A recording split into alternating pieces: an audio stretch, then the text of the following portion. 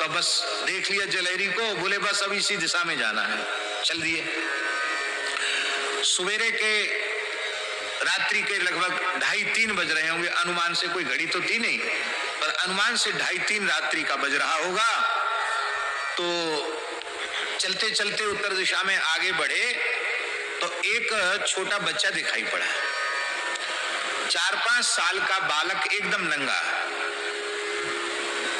तो महाराज जी के मन में क्या आया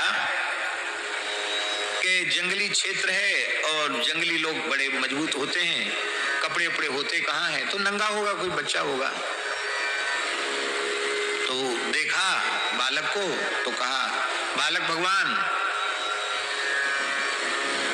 इधर उत्तर की ओर कोई महात्मा है? ऐसे पूछ लिया उससे, इधर कोई महात्मा का स्थान है क्या?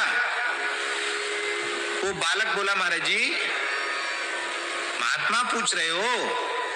ऐसे महापुरुष विराजमान है यहां से थोड़ी दूर पर, मिट्टी छू दे तो मिश्री हो जाए।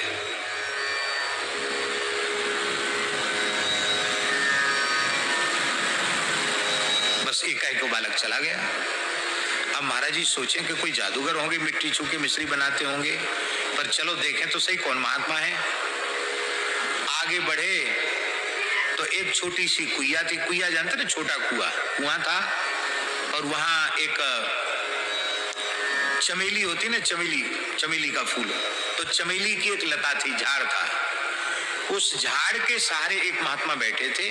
शरीर पर केवल एक लंगोटी थी, शरीर एकदम एकहरा था, जैसा महाराज जी का शरीर है ऐसा शरीर था। जटा बड़े विशाल थे, तो जटा फैले हुए थे चमेली के झाड़ पर, और वो ऐसे बैठे थे। सामने थोड़ी अग्नि जल रही थी, धुआं था, ठंडी का समय था, वो महात्मा लोग धुआं तो रखते ही हैं, धुआं जल रहा था। तो महाराज जी ने देखा तो मन में सोचा कि हो सकता कोई अघोरी महात्मा हो, तिलक विलक तो कुछ है नहीं, कोई संप्रदाय का चिन्ह तो है नहीं, होंगे कोई महात्मा होंगे, पता नहीं कौन होंगे। तो प्रणाम किया, प्रणाम करके वहां बैठ गए। बैठते ही उन्होंने कहना शुरू कर दिया, बोले देखो तुम्हारा जन्म अमुक प्रांत में, मध्य प्रदेश में, और भिंड जिला में कमतरी गांव में, सनाढ़ विप्र कुल में, कौशिक गोत्र में और उपाध्याय कुल में तुम्हारा जन्म हुआ। सारी बात बताई। और इतनी अवस्था में घर तुमने छोड़ा, यहाँ घूम करके आए हो, और रास्ते में तुमको भगवान शिव का दर्शन हुआ, और जो बालक तुम्हें मिला था तुमने भूल कर दी, वो बालक नहीं था, वो भगवान सनत कुमार थे। उनके चरण पकड़ लेते तो वहीं काम हो जाता तुम्हारा। सनकादिक भगवान में से सनत कुमार जी थे वो। महाराज जी के हम प्रभावित तो हो गए कि सारी घटना ऐसे बता दी जैसे कोई हंसता मलकवत। फिर बोले मन में थोड़ा दूसरे ढंग का भाव था, क्योंकि दुखी थे भीतर से, तो मन में ये भाव था कि कई बार महात्मा लोग कोई सिद्धियां भी कर लेते हैं, उसके प्रभाव से भी भूत में घटित घटनाएं बता देते हैं, तो बता दी होगी, लेकिन हमें जो चाहिए वो हमको तो ये देंगे कि नहीं देंगे, ये मन में आई। तो उन्होंने कहा हाँ मिलेगा, बच्चा मिलेगा, तू पात्र है क्योंकि तुझे भेजा गया है, स्नान कर पहले। तो महाराज जी कहते मैंने स्नान किया। स्नान करने के बाद सामने बैठे, फिर यह नहीं बता पाते थे महाराज जी कि उन्होंने हमको क्या दिया, और फिर रोने लग जाते थे, कुछ बोल नहीं पाते थे महाराज जी इसके आगे, आंख से आंसू झरने लग जाते थे। ये बात अत्यंत एकांत की बात हम आपको बता रहे हैं। नेत्रों से झरझर आंसू झरते थे और कहते थे बच्चा मैं क्या बताऊं, वाणी का विषय नहीं है, बस एक ही बात कहते हैं, वाणी का विषय नहीं है, क्या बताऊं बच्चा। कहते पहले तो समझ में आता था कि कोई जादूगर है, अब समझ में आ गया, मिट्टी छू दे तो मिश्री बन जाए। तो महाराज जी ने कहा वो वचन का आशय ये था कि शरीर मिट्टी है, इसी में प्रेमानंद का, ब्रह्मानंद का, अनुभवानंद का निरंतर अनुभव होता रहे, क्षणार्ध के लिए भी भगवान की विस्मृति न हो, निरंतर भगवान की मधुर स्मृति बनी रहे, यह है मिट्टी का मिश्री होना। इसी मिट्टी के शरीर में, हाड़ मांस के पुतले में ब्रह्मानंद का अनुभव होना, आत्मानंद का, प्रेमानंद का अनुभव होना, यही है मिट्टी का मिश्री हो जाना। तो कहते बच्चा हमारी तो मिट्टी अब मिट्टी नहीं है, मिश्री हो गई है, ऐसा कहते थे।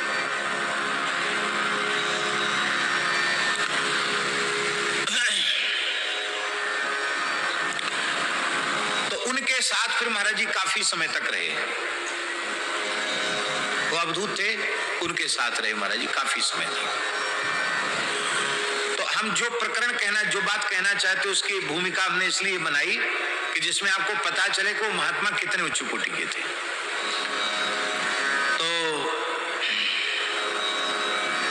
महाराज जी में वही बात थी, महाराज जी भी किसी भी व्यक्ति, लाख आदमी सामने खड़े हों, वो कहते थे इस बात को कि लाख में से किसी एक को पकड़ के बुलाओ सामने, उसका ऐसे भूत भविष्य वर्तमान सब दिखाई पड़ता है, चाहे जितने पीछे जन्मों का और आगे कहां जाएगा क्या करेगा सब ऐसे दिखाई पड़ता है जैसे स्वच्छ दर्पण में छवि।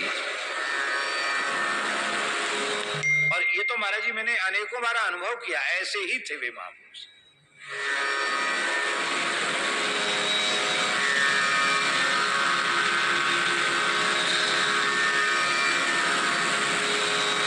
कहने से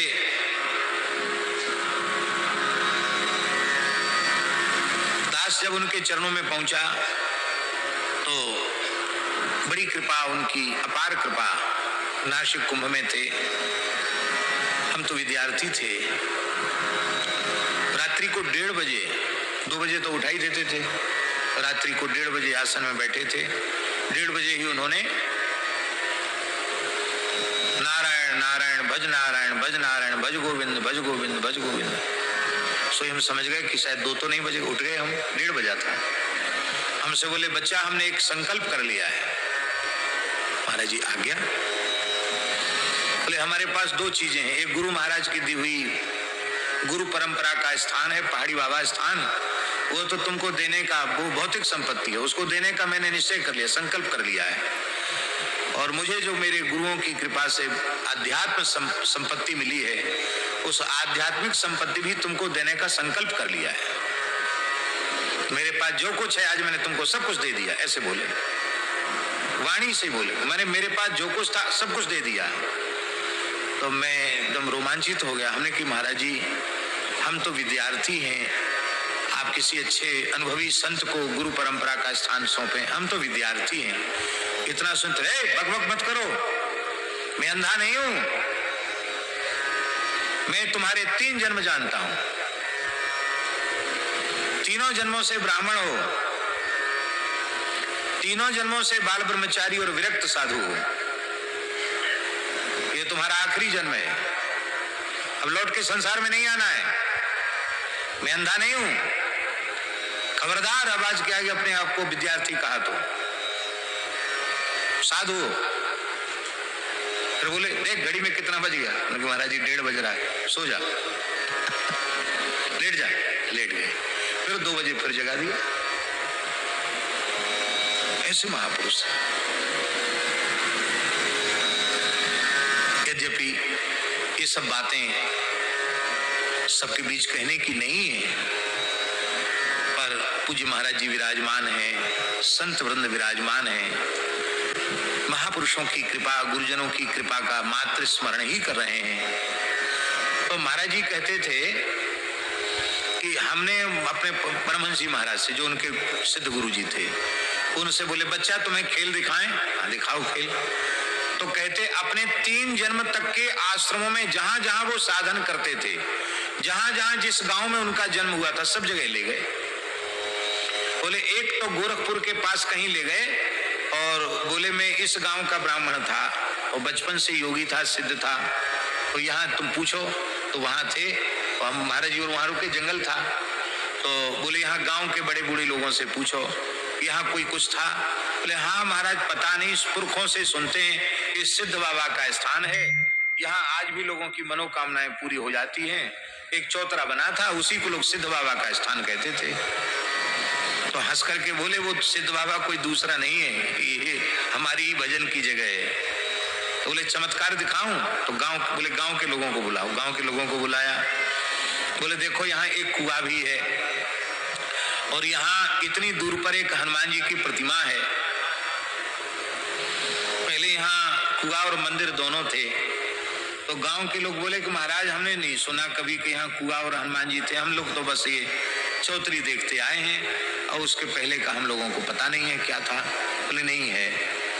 तो खुदवाया तो महाराज कुआं निकला, बना हुआ पक्का कुआं, वो हनुमान जी की मूर्ति निकली। तो हनुमान जी की वैसे गांव में जैसे बनते हैं, छोटी मढ़िया बनवा करके हनुमान जी को पुनः विराजमान कर दिया। और गांव के लोग बोले महाराज यज्ञ होगा, नहीं यज्ञ वगैरह कुछ नहीं होगा, सत्यनारायण की कथा होगी। तो सत्यनारायण भगवान की कथा बचवा कर और ब्राह्मणों की पहले ब्रह्म भोज हुआ, फिर पूरे गांव का भंडारा हुआ। ये नहीं बताया कि मैं वही हूँ, ये किसी को नहीं बताया। और अब गांव के लोग बोले महाराज अब तो कहीं नहीं जाने देंगे, यहीं रहेंगे। तो रात्रि को 12 बजे ही गुरु महाराज ने उठाया, बोले चल। भोजन करने के बाद पति को थोड़ी नींद आ गई, तो वह अपनी पत्नी के ही गोद में सिर रख के सो गया। इसी बीच में उस पतिव्रता का छोटा सा बालक घुटुरवन चलता हुआ अग्नि कुंड में जाकर गिर गया। वो देख रही थी कि मेरा बच्चा अग्नि की लपटों में गिर गया, लेकिन उस पतिव्रता ने उस बालक को बचाया नहीं। माताएं कान खोलकर सुन लें, ऐसा संभव है क्या कि आपके पतिदेव सो रहे हों गोद में सिर रख के और आपका छोटा सा बच्चा आग के कुंड में गिरे और आप उसे न उठा, में ये संभव है क्या? लेकिन ये संभव हुआ, पतिव्रता उठी नहीं, क्योंकि उस पतिव्रता को यह विश्वास था मैं पतिव्रता हूं, मेरे बालक का अनिष्ट करने की हिम्मत अग्नि में नहीं है, अग्नि मेरे बालक का कुछ नहीं बिगाड़ सकता। और जैसे चंदन की कीच में बालक खेले, ऐसे अग्नि की लपटों में बालक खेलता रहा, उसका रोया तक नहीं जला। ये पातिव्रत धर्म की महिमा।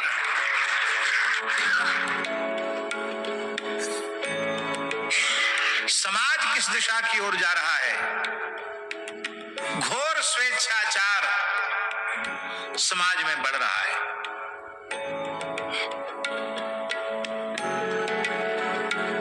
एक वैश्य परिवार की घटना हम आपको सुनाएं, अपने से जुड़े हुए लोग हैं, जान करके ही हम उस शहर का नाम और उन व्यक्तियों का नाम नहीं ले रहे हैं। एक अच्छे वैष्णव परिवार की कन्या एक अच्छे वैश्य परिवार में विवाहित हुई। विवाह के बाद पता चला कि लड़का तो पूरी तरह उटपटांग काम करने वाला है, घर में कुत्ता का साम्राज्य,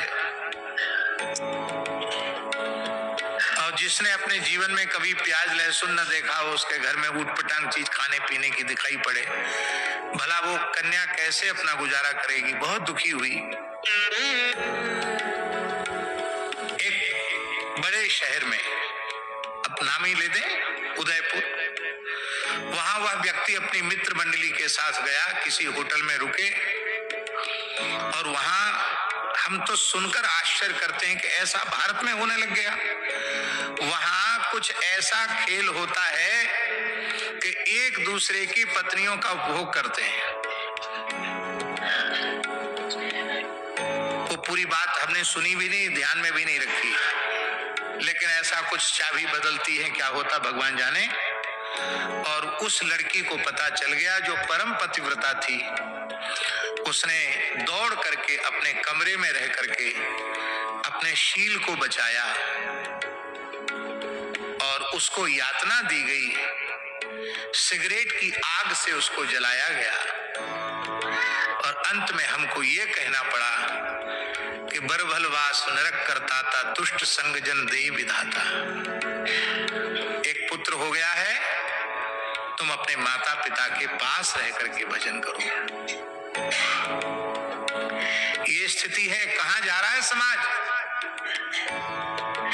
और ये है अपने बालक बालिकाओं को संस्कार न देने का दुष्परिणाम।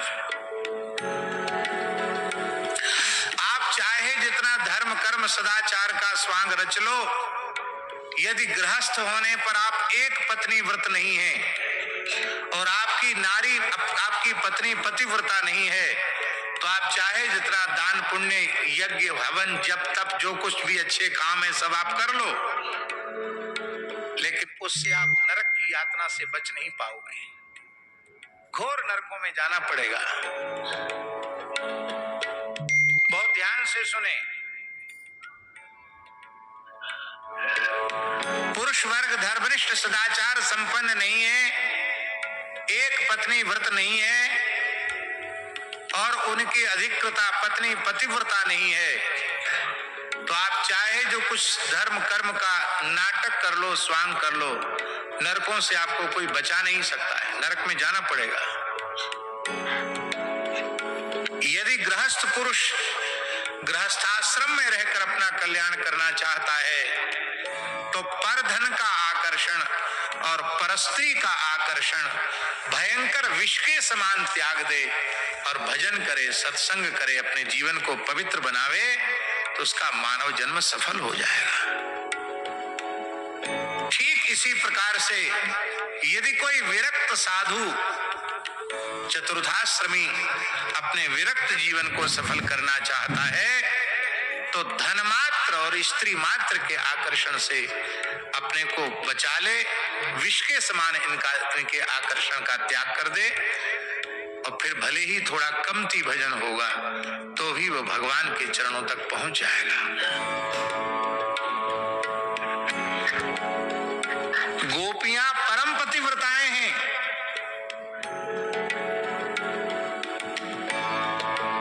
आज हम गोपी प्रेम को भी उपहास का विषय बना रहे हैं।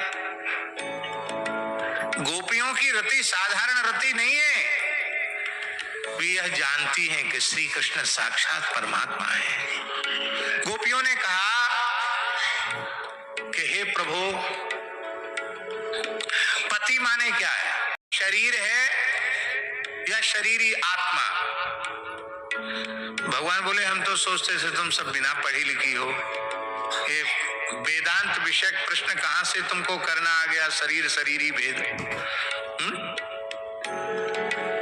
गोपियों ने कहा भगवान, जिनके श्वास प्रश्वास से वेद की ऋचाएं प्रकट होती हैं, हम उनसे प्रेम करते हैं, हमको पता क्यों नहीं होगा? हम सब जानते हैं।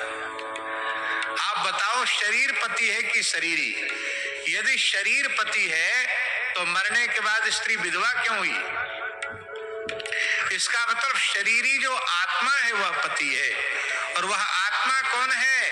बोले प्रेष्ठो भवास्तनुभृताम किल बंधुरात्मा। आप प्राणी मात्र के प्राण प्रिय आत्मा हैं, क्योंकि आप सबके बंधु हैं, सबके आप आत्मा हैं। हे भगवान, आपने एक पतिव्रता की कथा सुनाई, हम भी सुनावे एक पतिव्रता की कथा। भगवान ने कहा हाँ सुनाओ। बोले एक पतिव्रता थी,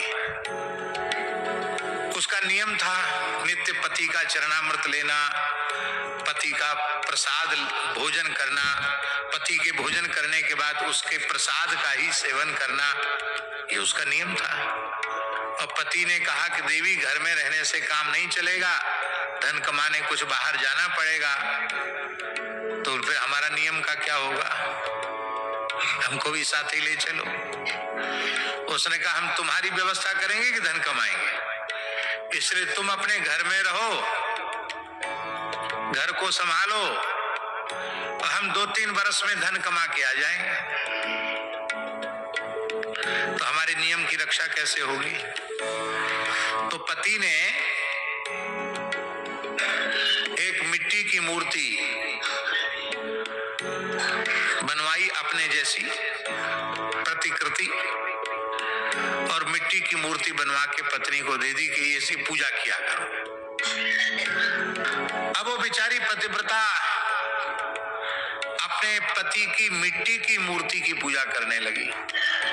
2-3 साल बीत गए और परदेश से धन कमा के, उस जमाने की बात है जब जल जहाज से जाना पड़ता था, तो पतिदेव धन कमा के लौटे, और उस समय वो उनकी जो पत्नी थी पतिव्रता, वो अपने घर में भीतर कुंडी लगा के अपने मिट्टी के जो मूर्ति पति है उसकी पूजा कर रही थी, और उसी समय उसके वास्तविक पति आ गए, और पति ने आकर कुंडी खटखटाई, आवाज लगाई, देवी मैं द्वार पर खड़ा हूं, किवाड़ खोलो।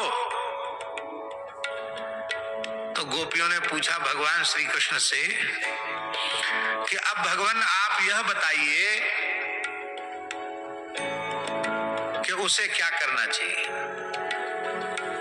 क्योंकि अब तक तो कोई समस्या नहीं थी उसका, अब दो समस्या हो गई, दो पति हो गए, एक तो जिसकी पूजा कर रही मिट्टी की मूर्ति वो, एक बाहर खड़ा है वो। अब दोनों में से किसका आदर करे, इसकी पूजा छोड़े कि उसका आदर करे? भगवान हंसने लगे, अरे बोले ये कोई प्रश्न है? देखो जब तक असली पति नहीं आया था तब तक मिट्टी की मूर्ति की पूजा थी, और जब असली आ गया तो मिट्टी की मूर्ति को कोने में धर दो, असली का पूजन करो।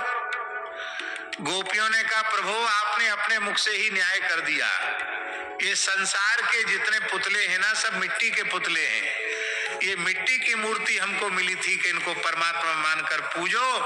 आज उस पातिव्रत धर्म के प्रभाव से ही आप सच्चिदानंद श्री कृष्ण परम पति के रूप में मिल गए, तो अब भी हम मिट्टी की मूर्ति की पूजा करती रहें?